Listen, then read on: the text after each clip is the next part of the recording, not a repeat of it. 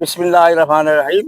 আমরা আজকে দলের বিশেষে কাইসারকে আমাদের ব্যারিস্টার কাইসারকে হাতকে শক্তিশালী করার জন্য আমাদের দুর্গাপুর সকল মানুষ একত্রে 11,000 সকল মিলে আমরা কাইসার কামালকে শক্তিশালী হাতকে শক্তিশালী করতে চাই এবং আমরা ওনাকে এমপি পদে আমরা দেখতে চাই ও সংসদে পাঠাতে চাই, মন্ত্রী পদে আমাদের আমরা সকলেই দেখতে চাই। ইনশাআল্লাহ আমরা সকলেই মিলে ভোট দিব।